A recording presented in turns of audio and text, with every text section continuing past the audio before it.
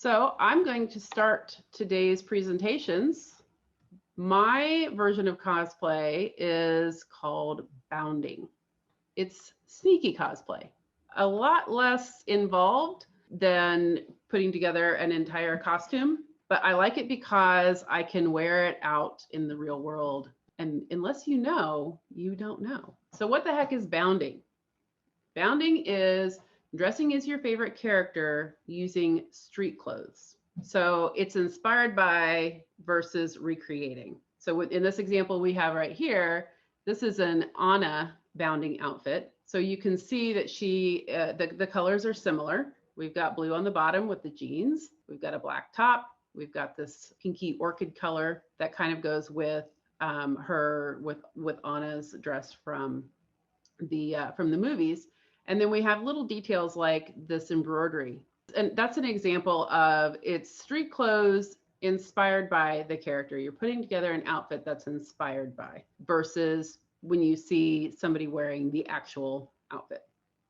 This comes from Leslie Kay is who's credited with this.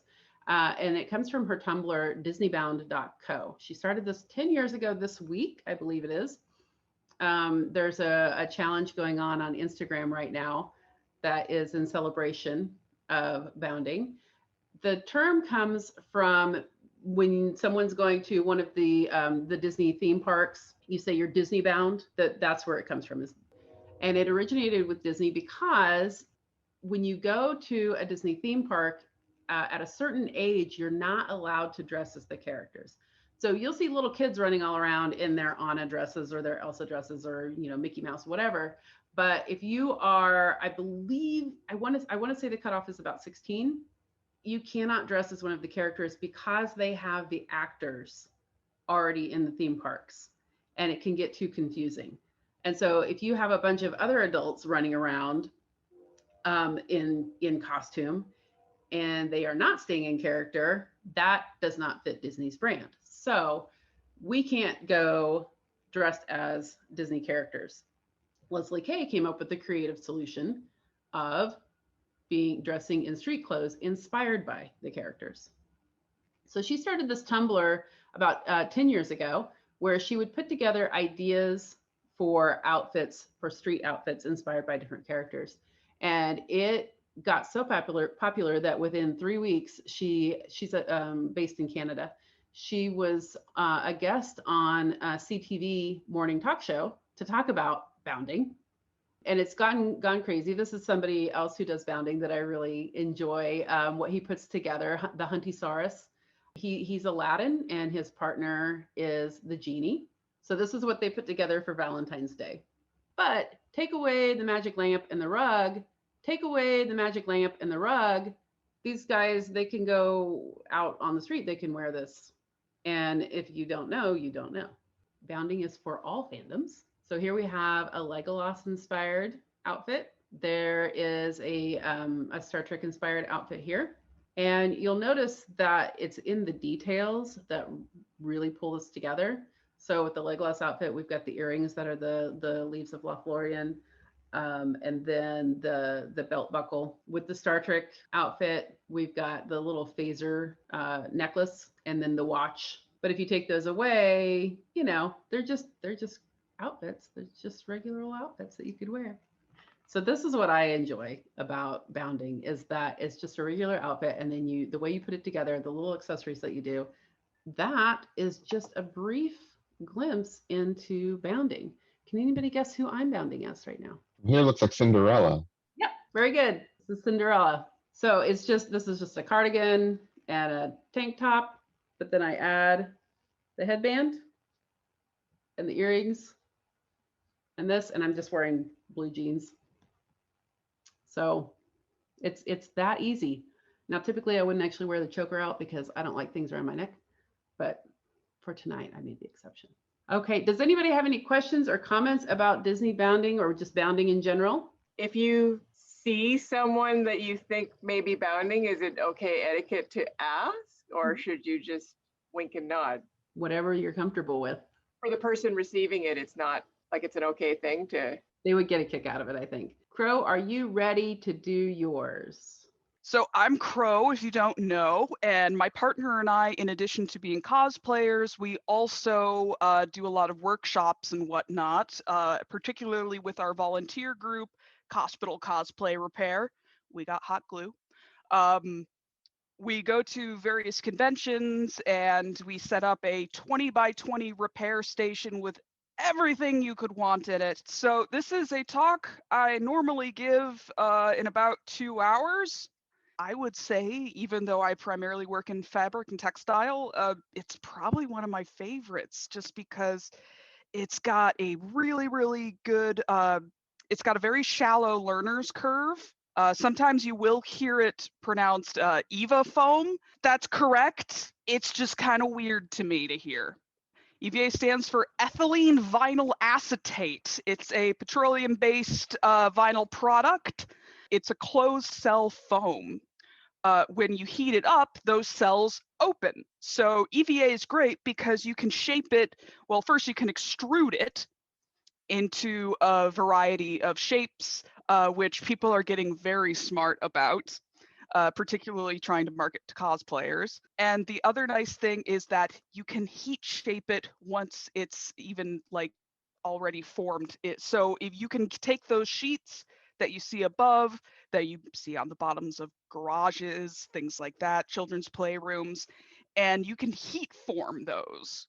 And I like EVA as a material because it's lightweight, it's flexible, it comes in different form factors, like you've got the little fun foam sheets that you see like in the craft section of your average sort of like crafty art store. You've got the sheets that you see at the DIY store. Yoga mats are technically a variety of EVA foam, and I've seen people make armor out of yoga mats. And it's only in the last, I'd say, 10 years that the cosplayers have gotten their grubby little hands on it and absolutely ran with it.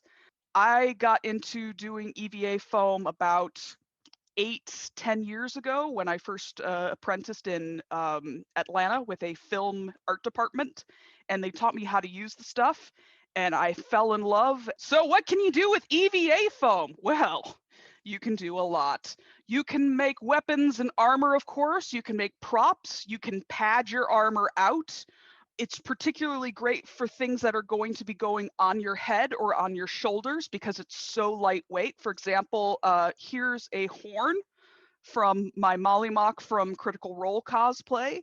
It's very lightweight and it attaches with magnets to a little pad under my wig so that all I have to do is snap it on, snap it off. The Molly Mock is not done, Ariel. I'm very sorry. I'm still embroidering that coat. At any rate, I'm going to be showing you some work from some cosplayers and some makers that I really admire and are also really, really nice people. So on the left, you see that's Ronald Seaman. He is an Army veteran and he is disabled. He integrates his wheelchair or his crutches into all of his builds. It's amazing. When I first met him, he was cosplaying a Stacker Pentecost from Pacific Rim. He's great. He also, if you are in the Atlanta cosplay scene at all, or you go to those conventions, he gives a lot of talks about inclusivity in the cosplay community, since he is both Black and disabled. He's also a dad. It's really funny to see his son tag along with him because his son just got into cosplay, so it's weird to see his dad being famous. And on the right, you see a Warhammer from World of Warcraft that was made by Punished Props.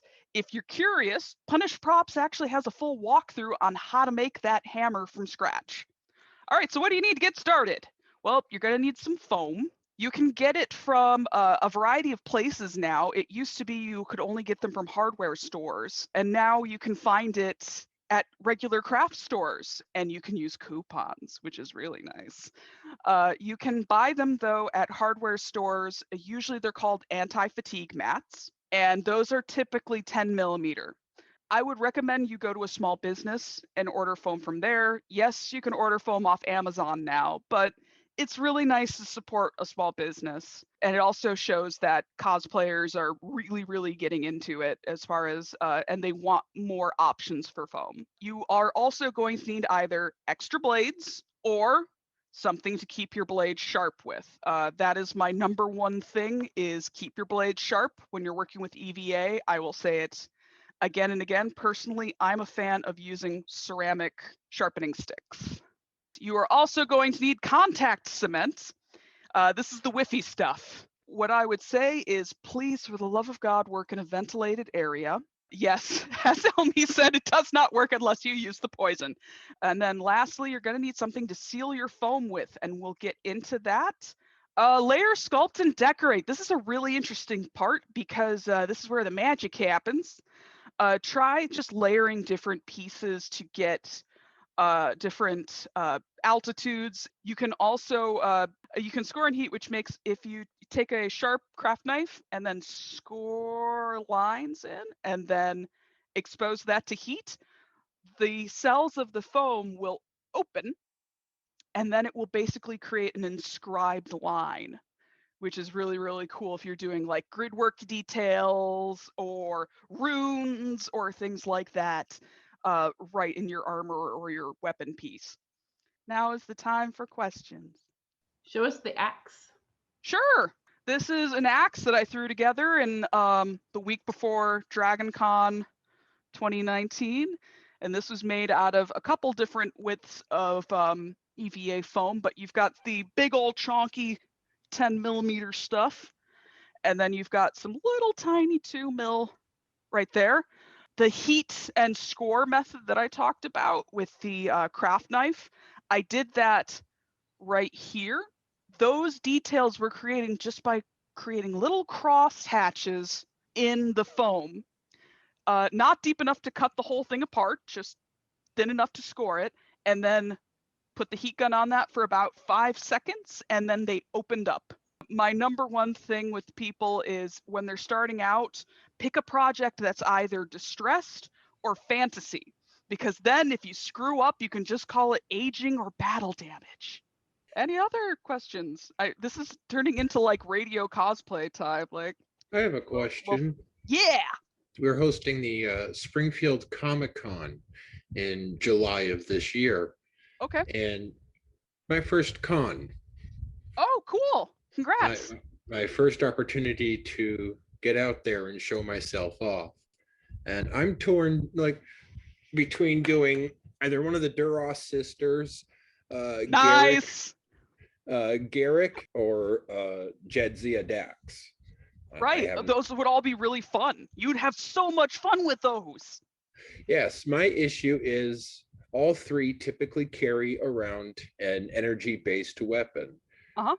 Would the EVA foam still be a good idea for crafting the weapon, or should I rely on something else? It depends on what you're going for. For a phaser rifle, you could probably, for the older models, you could do that out of EVA, no problem. But honestly, for the smaller phaser weapons, you could really go to one of the great fan crafters on Etsy or in one of the fan areas who does 3D printing. A well-made 3D printed prop will last you perfectly well, and it will be what you want exactly. The only problem is, of course, you have to do all that extra work getting it prepped for paint so that it doesn't have the striations from the printing. Right. So the fine details and smoothing and stuff like that, that's no trouble for me. I've even experimented over time with using different nail polishes for finer details as far as colorings. Yeah, absolutely. Particularly since for a while, those nail polishes were the only ones where you could get some of those fine mica powders or those fine like glitter powders that caught the light just right. Now you can actually find those in a lot more places. But to this day, I still actually go to nail art suppliers for like duochrome and multichrome powders. Yep. So yeah, absolutely hit up like beauty supply stores and stuff for cosplay supply. Okay, so I'm wondering if you have a dream cosplay that you want to make, Crow.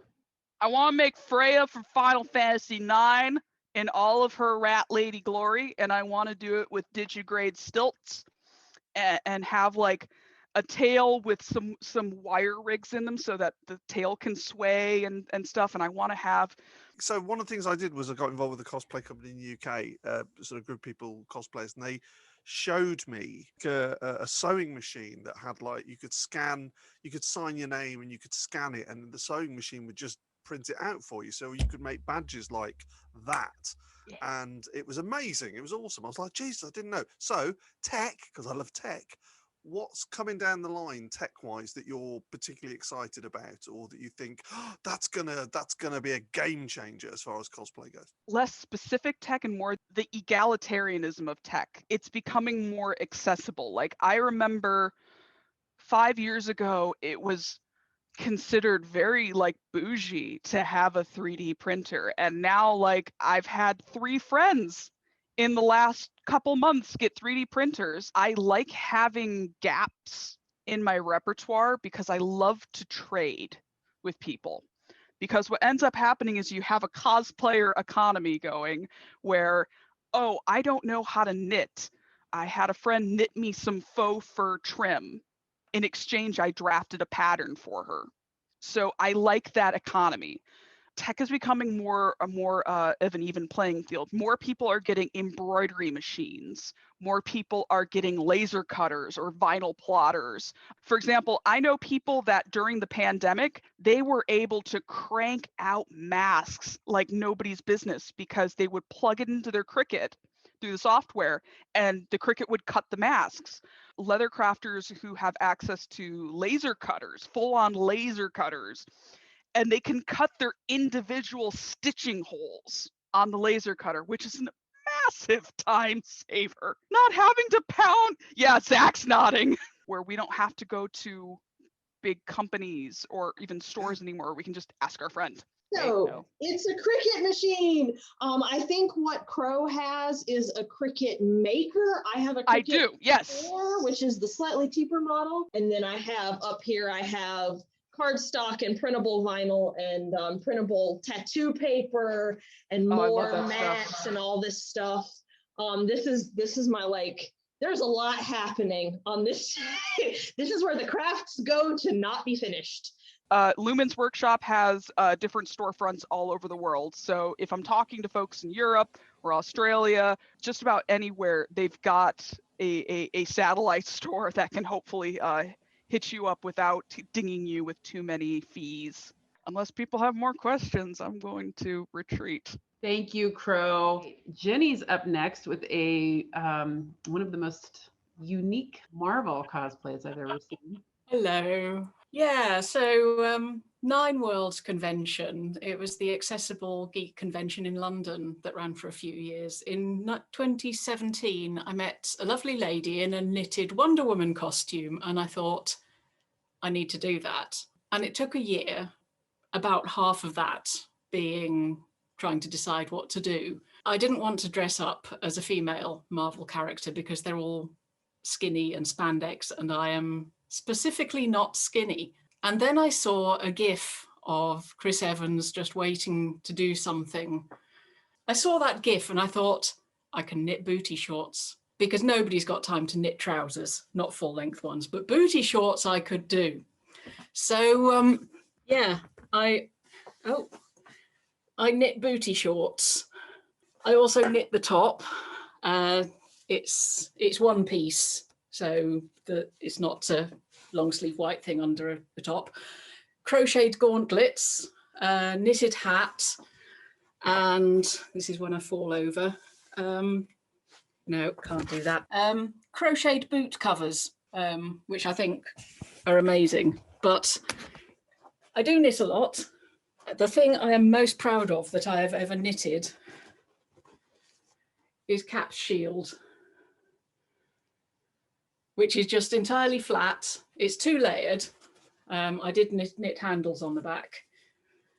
But yes, I had enormous anxiety about not looking anything like Chris Evans, but for the love of the character and just for the incredible, I can't believe I've actually done that. I'm so proud of it. It was an amazing feeling. You should be proud. That's crazy. Yeah, very little stuff actually makes me feel proud and happy about things, but this does. Well, you picked I put it on early this evening and I was just sitting here thinking, I don't want to take this off. I am beyond impressed. We are going to move to our next show and tell, which is Shar.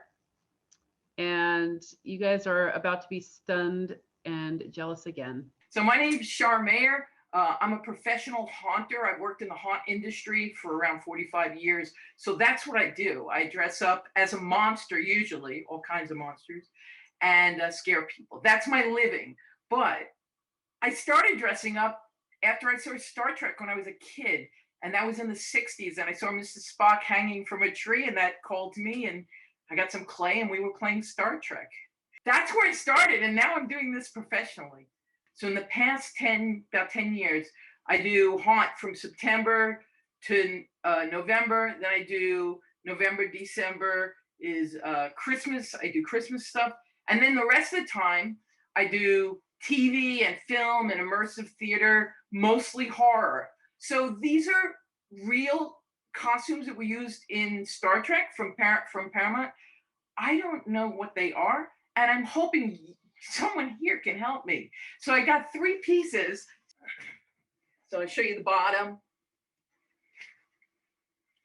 And this one is from Star Trek 7. Any guesses? I'm hoping somebody here. Okay, number 2. And remember, I just traded haunt stuff. Okay, this is a pair of pants, right? And they've got suspenders and, this one is from Star Trek Next Generation. It was Alex. Anyone know anything about these? I've rewatched Star Trek a few times and can't find out. Okay, my last one. Sorry, no DS9 came in this. But this one was Voyager. And this is the top. I thought it was Vulcan. I don't know. This one is Don Baker. Anybody know anything about any of these? I did look online and I couldn't find anything online. Anybody? Carlotta Nelson was in Deep Space Nine, uncredited. She was in Star Trek Generations. This is the costume you have. I love her. Thank you so much. I know exactly who she is. Yeah, she's not credited, but these are several DS9 appearances, and then this is the costume you've got right here. So it's a Bajoran costume. Yep, looks like it. It's Elorian. It's the one in the middle, the Elorian. Thank you. Okay, hold on a second. I'm gonna write it down. On DS9, she played a Bajoran, but in Generations, she was an Elorian survivor. Right. Thank you so much for helping with that. It's not like I can ask people. Everyone I know is a monster, and they don't really, they're not into Star Trek, Does anybody have a question or comment or information for Shar? I'm so the collectible, the the ears, the signature, just oh my God, I just wow. Lisa, your stuff freaking blows me away all the time. I have 10,000 action figures, and I was gonna do something during action figures, and then I saw your stuff. I was like, holy cow! I can't tell you. Just even looking at at those ears and the signature is just like, oh my God, oh my God, oh my God. It's just dying. I'm dying. It's so cool. That's what I wanted to share with you guys because I figured you'd appreciate it. Like I show this to haunt monsters, and they're like, yeah, do you have it? Let me see the haunts because I got a pretty good collection from haunt stuff. All right, Maddie, you are up next. Maddie is going to share her take on cosplay. Hi. So yeah, I have been going to conventions for most of my life. My dad's a really big nerd, comic book nerd, and Star Trek nerd. I'm a figurative painter. I love painting portraits of people, and I think people who cosplay are just incredible, and they're like embodying something about themselves. They're telling you something beautiful about themselves and what they choose to cosplay and what they put together. Over the 10 years, I've been doing portraits of people that I meet at conventions and cosplay. Some of these, this is a watercolor, and I started doing some bigger ones in oil that are more of like people who all like the same kind of property, all kind of shoved together, collaged together, and I paint them all. I just think it's so fascinating. And I cosplay a little bit myself. it's just such a beautiful community, and everyone's so, you know, it's a way to connect and a way to, it's a way to make the heroes that our culture shares sort of more diverse, because anybody can cosplay, and then you get a Black Wonder Woman like was just up, or just like people who don't usually get to see themselves as heroes get to see themselves as heroes at a convention. And I think that's really wonderful, and being able to embody what you love about a character and see that embodied is really powerful. Are you when you're at conventions, do you take photos yourself to use as inspiration later, or are you finding them online? These are all from photos I've taken myself, or some of them are my dad's pictures. I'll like go through his pictures afterwards too. These are gorgeous. I'm in some of them too. I'm the data in that one. And and my dad is the one in the captain's chair. And yeah, it's fun getting to include, like, sneak my friends in there and stuff. In the Sailor Moon one, I'm Sailor Uranus, the one with the yellow bow next to the big scythe. These are incredible. I love that the way that you layer prints essentially in your work, because it's not just a plain background, I'm kind of lazy and I don't like to paint backgrounds, and so I do a lot of my paintings on wallpaper. So these are all like vintage wallpaper that I've scrounged. Oh gosh. Yeah, it's fun. And I have a bunch that's like old enough that I can do watercolors on it, like this stuff that's like really, really vintage. And then the newer stuff is the like plasticky, easy to clean stuff, and that I can do oil paint on. So That's I've got genius. There an exhibit? Yeah, I've tried to exhibit them. The Sailor Moon one was in like a juried show in Emeryville a couple of years ago. And let me see if I can show you guys my big wallpaper collection. You can see my messy garage and my studio. Wow. Where do you find those? The really vintage stuff I bought on internet, and then also I work at an art center for people with developmental disabilities in Oakland, and people donate weird stuff to us all the time. So when we get donated, like a lot of like interior decorators will be like, hey, do you guys want all of this old wallpaper? And we're like, sure. And then I take it all home. Well, you are incredibly creative. I'm in awe. All right, and now for something even slightly differenter, we're gonna go over to Christy. Hi. What are you sharing with us today? So I don't really cosplay. My dog does. So I thought I would give people tips if they wanted to make some costumes and do some costumes for their pets. She's been waiting so patiently for this treat, but that's Lulu, and she is my star of my blog, long-running blog, and Jasmine, and you guys have probably seen them in chat. There's a bunch of ways to get costumes for your pets. The easiest way, of course, is to go to the pet store during Halloween or what have you. Most of them are, well, a lot of them are manufactured by Rubies. These Star Wars costumes are just costumes I picked up at Petco when they were doing the Star Wars collection. This was back in 2015, so it's a little picture I did for the opening of Star Wars. You can get pieces like that. Then you can also, for example, I did this with, this is actually, this hat that Lulu's wearing as the Snoopy as the World War I flying ace is from Build-A-Bear. Sometimes if you're lucky, if you have a dog who's the right size, you can find outfits and pet accessories, because I had a huge trouble finding the Snoopy World War I flying ace hat. And eventually it was during the movie, when the Peanuts movie came out, they did, Build-A-Bear did a Snoopy, and it came with a hat. And so I was like, I'm buying the hat, just and then I found a red scarf, and that's how I did that. So you can find, like, it's neat because dogs are smaller, you can find different ways of piecing costumes together. But if you go to the next picture, like, for the last few years, I would go to this huge pet product expo, and I would see Ruby's costumes there, and every year I'd pester them, when are you going to make a World War I pilot hat so that we can cosplay Snoopy? And they finally did it one year, so I got to upgrade Lulu's hat. And then this is the last time I've ever cosplayed, and I went as Charlie Brown and she went as Snoopy at a Halloween costume, because there is at a Halloween party, because there are Halloween parties all over Central Florida for pets. So Ruby sells these little accessories. So you don't have to buy a full costume if you're looking for pieces. So like there's this hat, and I think the next picture, if it's the right one, wigs. So this is Jasmine. And I was making a play about the fact that every year I forced Lulu to be the Easter Beagle on my blog. So Jasmine got to dress up one year, and Jasmine actually loves to dress up. So this is actually, I got this wig as a sample from Ruby's, and I was like, what the hell am I going to do with this thing? Put it on Jasmine. She loved it. And the dress is actually from Petco. Petco sells a small selection of clothes.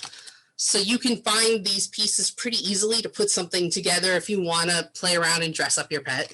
But sometimes it gets a little tougher. I decided one year I had to make a Doctor Who costume. I don't know why I got it into my head that Lulu had to be the Doctor. So I went crazy looking for pieces, and I ended up at Macy's. And that is a Tommy Hilfiger boys tweed jacket that I found. And the bow tie is from Party City, and that's my sonic screwdriver. So Lulu was the Doctor, the 11th Doctor.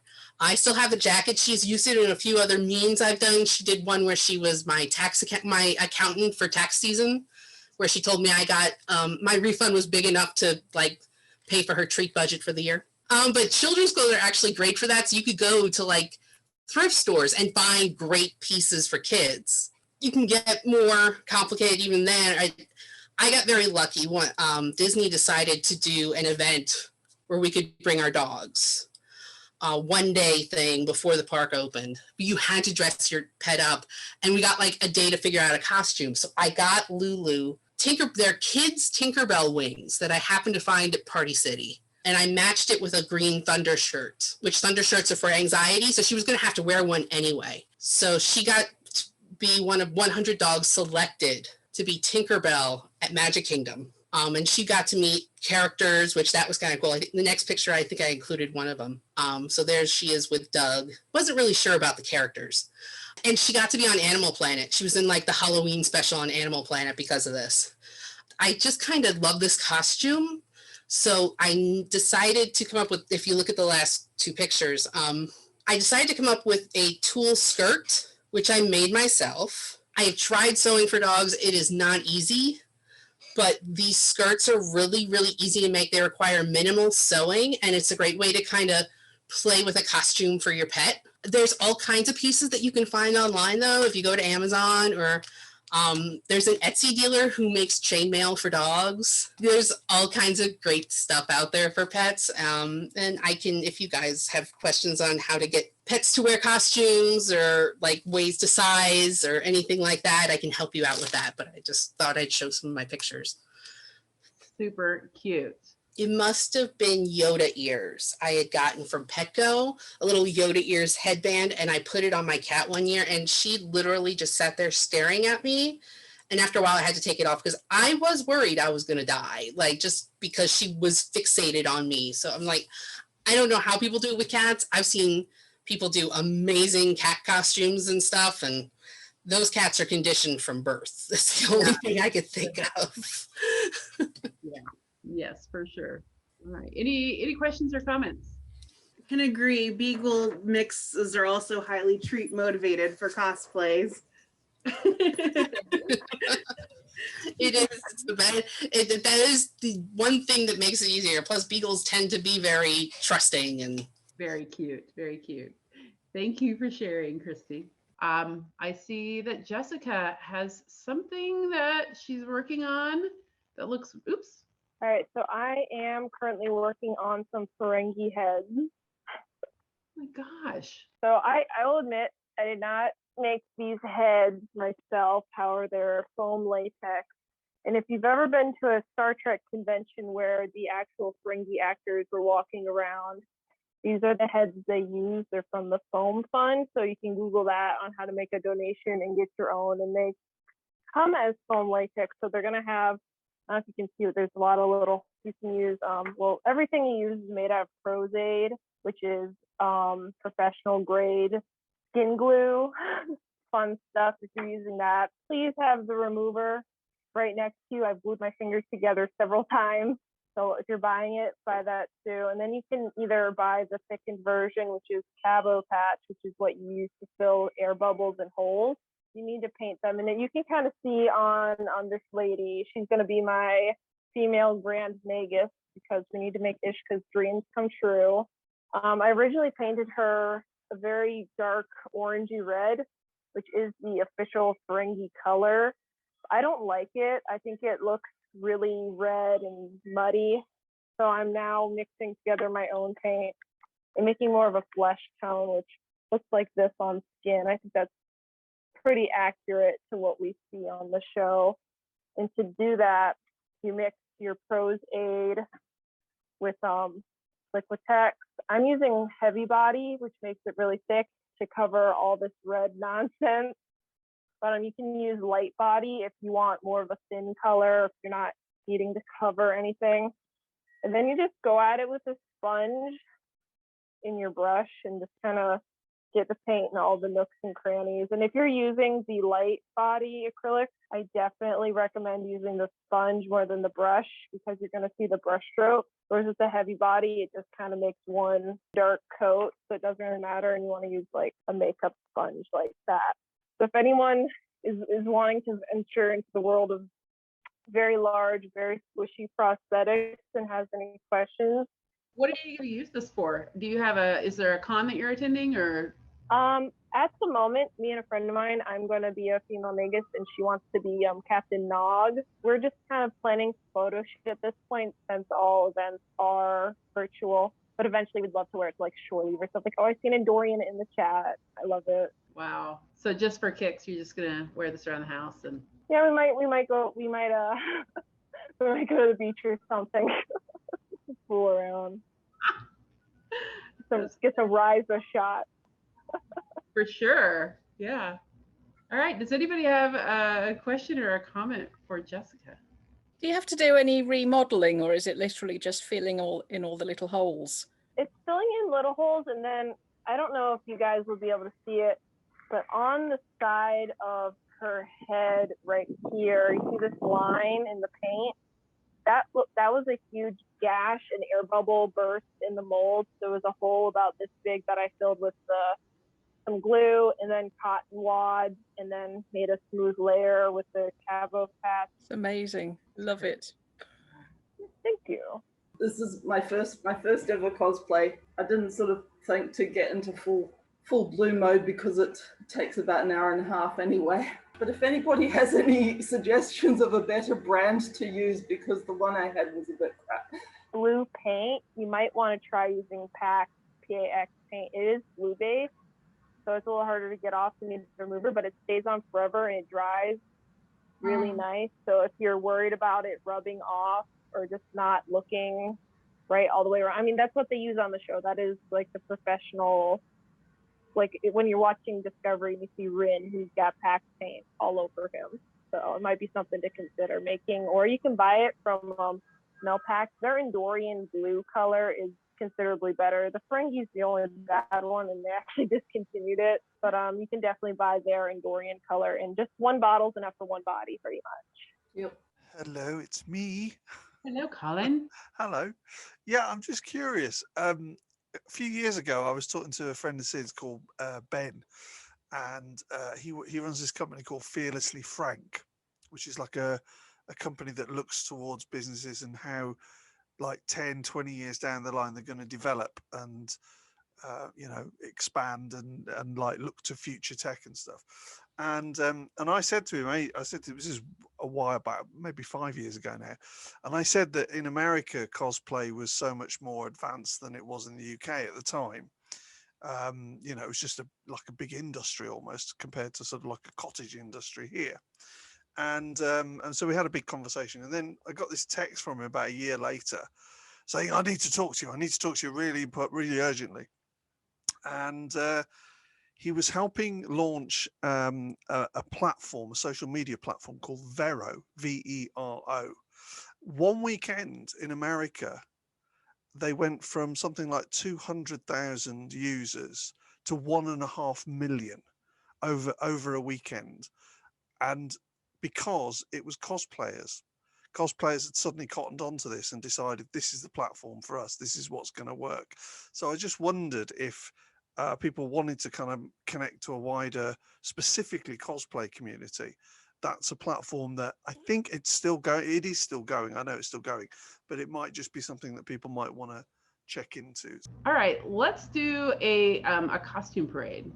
And then I'm going to put you on Spotlight. So fair warning, I'm going to put you on Spotlight so everybody can see you. And you're going to tell us who you are and let us ask questions. So we're going to start with Jackie, who I believe is several characters. So I've got a couple of things going on.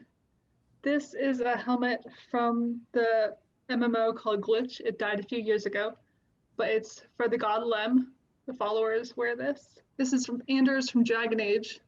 Luckily, I made his coat in layers to make it easy to wash. So this layer fits and I can wear this. And this is his cat, Sir Poncelot. And then I have a purse I made as part of an Urahara Kisuke cosplay. His ears actually have slots for glow sticks, so I can take him to a rave and spin his ears around too. Oh, that's so cool. Very creative. I love that. Representing multiple fandoms. Okay, let's go over to Leah. I don't know if this counts as bounding or an actual costume, but I just kind of threw something together. So I'm Katra from Gundam Wing. Nice. And I have been dressed as a Renaissance Fair pirate in the middle of Union Square because my friend invited me to dinner directly after I returned from a Renaissance Fair. Nobody cared. It's New York City. Yeah, I was going to say, did anybody even notice? Nice. All right. Thanks, Leah. Jen. Woo, Cersei. Hi, I'm Cersei Lannister. It does come with a small glass of wine. And I got the costume and I sewed on the extra parts and hand painted the lion. There's extra stuff in the back too. I can probably stand up a little bit, but it goes all the way down to the floor. And I'm happy I didn't turn the heat on in my basement because it is a warm costume. That is amazing. And you're wearing a wig? Yes, yeah, I'm a temporary blonde. Very, very cool. Love it. Okay. All right. Next, we're going to go over to Saffron. I've never talked on here before. But I recognize your name because it's a beautiful name. Thanks. So I'm Kira in like civilian clothes. And did you make any of those pieces? Well, I made the belt, but sort of. I had the ring and I made the kind of the fabric, and I made the earring. I don't know whether or not you can see it. And then my mother crocheted the cardigan for me because I can't crochet. Nice. Oh, that's cool. I mean, you could really get away with wearing that just anytime if you wanted to without the... Yeah, when you were talking about that, I was thinking I could. Yeah, the nose will give you away, but... Yeah, but I could wear the clothes without the nose. No one would know. Thank you for sharing that. Thank you. Excellent first appearance. Okay, Elmi. Hi, I'm Miss Hardbroom from The Worst Witch, the 2017 version, which is on Netflix, and she is one of my most favorite characters. We just started watching that, so I get it. Yay! Character development. I love her so much. Yeah, she seems to be really obviously the inspiration that Rowling took for maybe Snape and McGonagall in combination. We literally are just watching the first episode, so we're like, Snape? That's Snape, right? Mm-hmm. Yeah. Yeah. Love it. Yeah, this was pulled together out of things that I already had in my wardrobe. So yes, I am wearing a ball gown at whatever time in the morning it is. It's like 10 a.m. I mean, it's gala time somewhere. Okay, Robin. I am Julian on Ryza. That's amazing. I got the pants and the tank top off Amazon Tuesday night. That is very cool. And the matching nails that were supposed to be really tacky, but actually turned out pretty cool. They are cool. Oh, that's creative. I like it. And it looks really comfy. I mean, you're bounding. It's very comfortable. Mm-hmm. Yeah, you can wear that to the grocery store and people will be like, oh, that's a cute outfit. And you're like, hee hee, I know. You guys have no idea what I'm doing. Lee. So I'm dressed as Athena Sykes from Ace Attorney. You could probably tell it's Ace Attorney because they all have really stupid, ridiculous hair. So that's like the most fun part about all these costumes is I used to do a lot of Ace Attorney work, and I figured out how to make so many wigs. So this one in particular was, it was fun, and it took about 30 hours to get the whole thing done, and it's like 8 to 10 pounds with the ponytail on, so I think I'm going to take that off now because it's really hard to wear. But I think I made the whole costume. So everything from the shirt down to the crop suit jacket. And I think my favorite piece is probably Widget, who is Athena's little AI helper. The whole thing is super fun. And I really miss Ace Attorney cosplay. I just miss cosplay in general. So it's super fun seeing all of you. That is really cute. So tell me, how do you get the hair to stay like that? Is it glued? This is actually a couple different pieces of things. The ponytail wig is one of Arda's old genie wigs in the color pumpkin with one of their long ponytail clips. And then the front piece is actually, this is part of the wig. And then these two pieces are actually, they're felt that I sewed into the shapes that were appropriate. I stuffed them with polyfill. And then I actually sewed them onto the front of the wig and covered them with wefts so that, you know, it was a little sturdier. Like I've run this wig into so many things and it has not budged. I think I could probably do anything to this wig and nothing would happen to it. Wow, that is awesome. Okay, we are going over to Valentina. Hello. Hi. Hi. It's a jumpsuit from an episode of Star Trek Voyager. The episode is called Drive in the 7th season. It's a full jumpsuit, and I just added the communicator. And they should have used it again, I think, but they never did.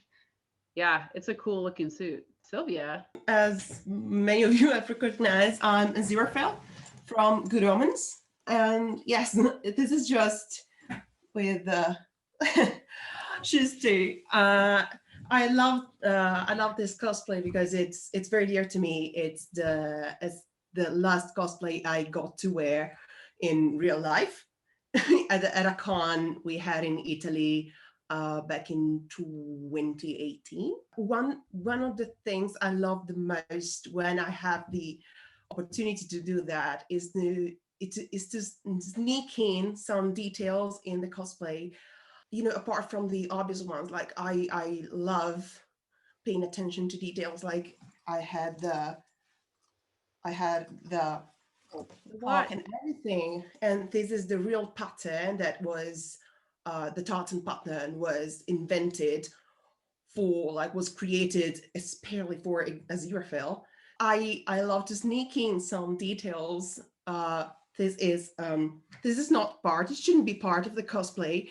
This is just a pin with a snake on it because of the ship. You know, I just love to do that. And that's basically it. This is great. Beautiful job. Love it.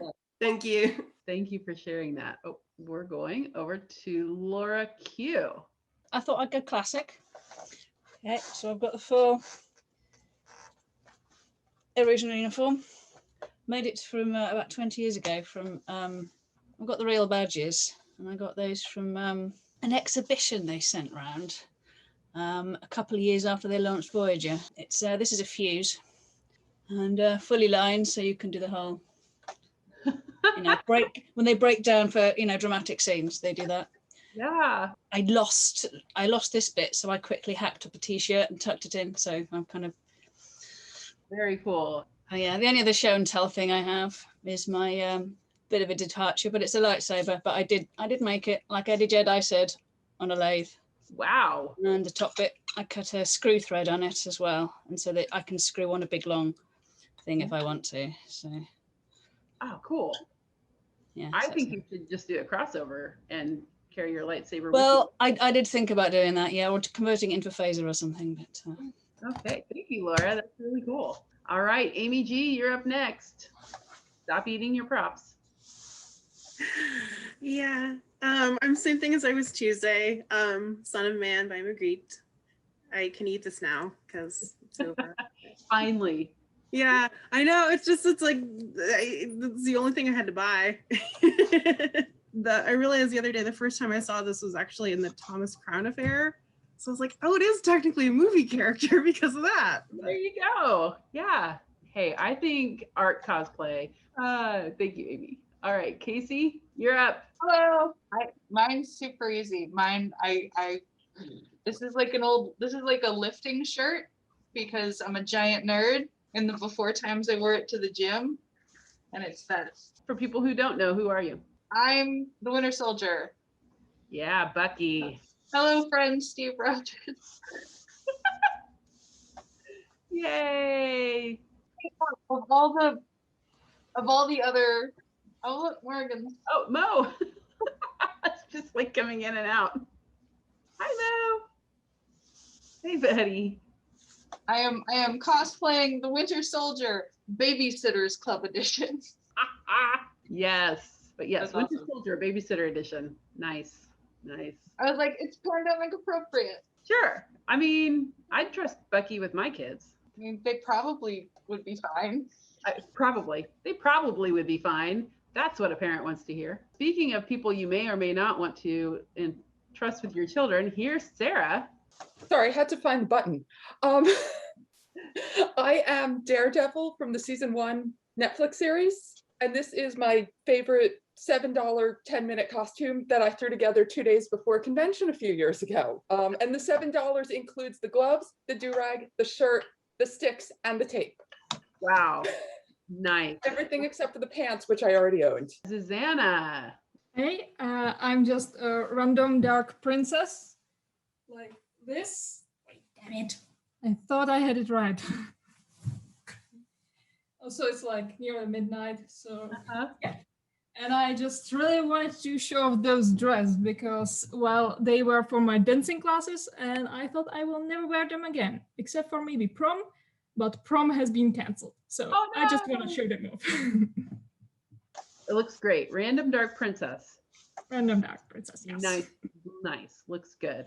Oh, well, if you just, anytime that you are here and you just want to come in a ball gown, feel free. I mean, there's no prom. We've got to wear those outfits somewhere. Okay, Lisa.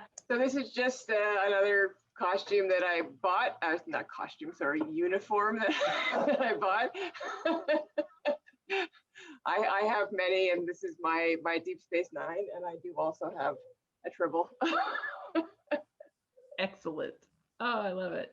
Nice work, everybody. Good job. Excellent costumes. Thank you to everybody who shared with us today. Before we go, I wanted to let you know that next week's theme is crafts. March is National Craft Month. If you are crafty and you would like to share what you do, something that you make with your own 2 hands or your own 3D printer or whatever, excited about what we get to see. Thanks to everybody who made Cosplay Week so much fun. This was super cool. I just love this group because the creativity is just ridiculous. It is just off the wall, and everybody just comes on and just blows me away with their creativity and just their ability to their craftsmanship as well. Oh,